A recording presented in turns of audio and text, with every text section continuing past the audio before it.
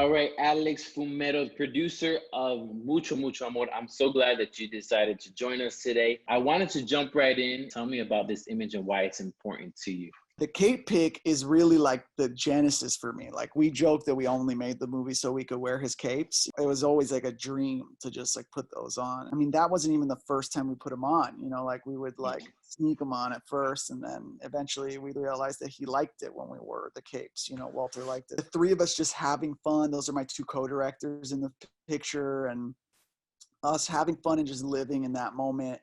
And like really just living the dream. That's what that picture kind of means to me. It's a symbol of like, okay, man, like you're down the right here, no matter what happens with this movie. I saw a little bit of you guys and your dynamic together in other interviews, and you can tell you guys created a bond, especially over this film. Did you guys know each other as well as you knew each other after or creating this documentary? No, I mean, not really. The first time I met Kareem, maybe like a month before we started working on this, Walter came up in conversation, and we just like over coffee, I was like, you should make a movie about him. And he's like, yeah, I want to. And I was like, cool, like I'll help if you want to do it. And then Christina and I had worked together at Fusion. And so we'd known each other a lot of years, but we were on opposite coasts. She worked in investigative journalism, and I was like an alt comedy as an exec. So we like had a lot of mutual friends, a lot of mutual respect, but we weren't like homies. And then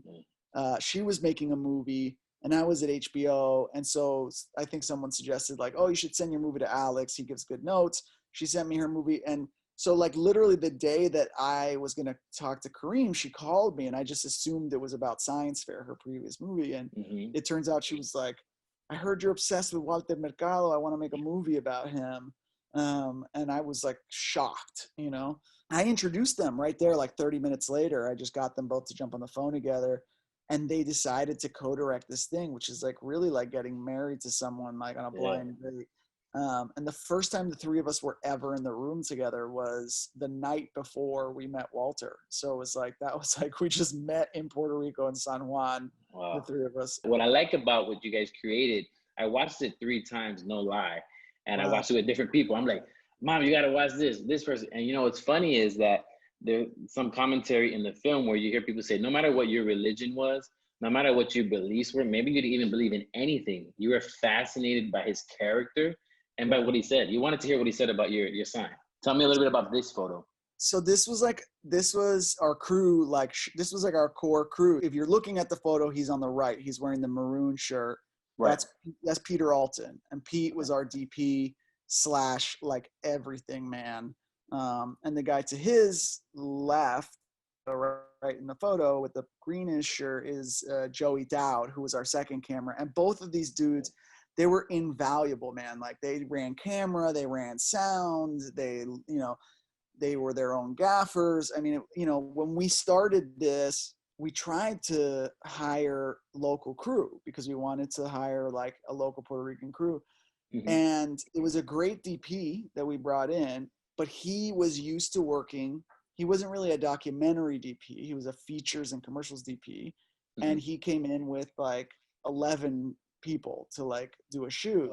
And Walter is a guy who's like, he sees the camera and the instincts go on, and we wanted to try to get past that. When we started shooting the film in earnest, we flew in Pete, who is Christina's DP on Science Fair, and Joey, who had shot a bunch of stuff for Kareem, and they teamed up and really clicked. Like a lot of times I wouldn't even be in the room, or just like one of the directors would be in the room, right? Like we really tried to like be careful with how many people we crowded around him when we were shooting, because we knew he could sense it and we wanted his like guard to be down.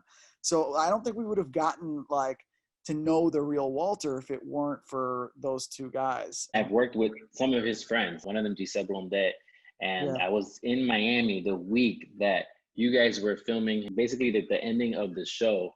And I see some of my friends, photographers there and stuff. And I remember telling her, I was like, man, you didn't invite me to Walter's thing, like joking with her. I'm like, that's a legend. Everybody wants to see and photograph Walter.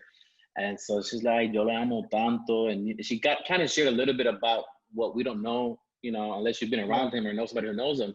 And so I really think you captured that in the film, and there's a part where she's giving him a kiss and stuff. So it was cool. It's very interesting. There's different the old TV and the new TV.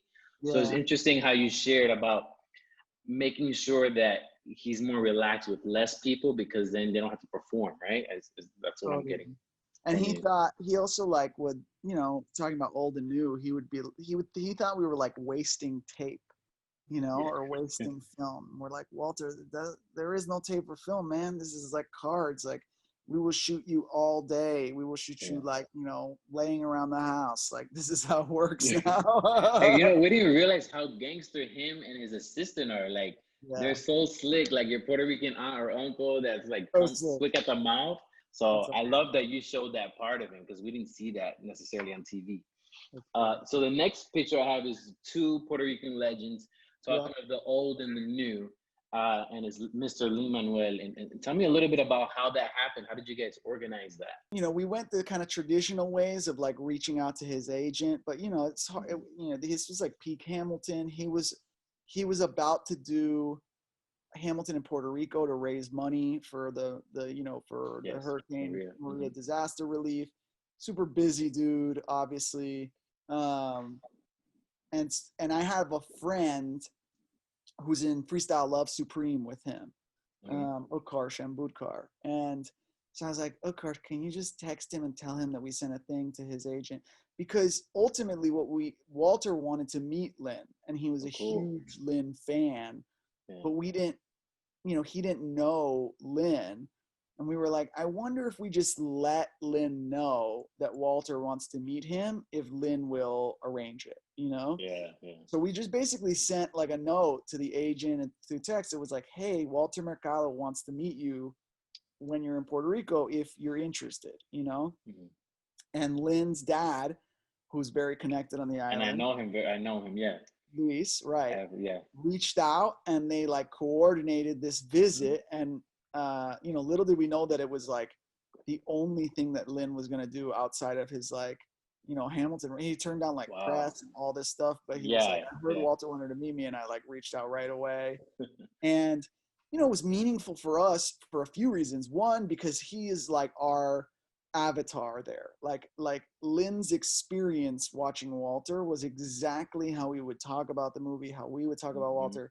And we didn't have to, I mean, we barely asked him questions, you know. It was like, we would just ask one question, and he would just tell us our entire story back to us, because it was his story, you know, with his abuela and watching and the being shushed and all that stuff. And then the other thing was, is as big as an icon as Walter was, like, you know, Anglo, like white people in this business gringos, you know, like they just didn't take him seriously. So like it took us a while to like secure financing for this. And Lin being so effusive about Walter in that way, I think really like confirmed that we weren't just a bunch of people who were obsessed with this like random astrologer, that this guy was like a big deal. So that was a huge kind of moment for the movie. He is like, for the culture right now, for not even just for Latinos, everybody knows who he is, and everybody respects his voice. So I think that was phenomenal that you guys got to set that up, and just to see his reaction would be ours, like you said, to put on. That was. And everybody thought that he had like given him the Puerto Rico cape, and I was like, "What? No, Walter, let him put on the Puerto Rico cape." Walter was not about to give away his Puerto Rico. I know. I was like, wow. I thought he gave it to him too. No, that's probably going to go into the Smithsonian. I mean, they're like looking for something of Walter's to put in that wing, and I have a feeling that's the cape they'll choose. And he wore it in the Puerto Rican Day Parade like 3 times, so it's like, I saw that. I'm going to tell the people to subscribe and then watch this video.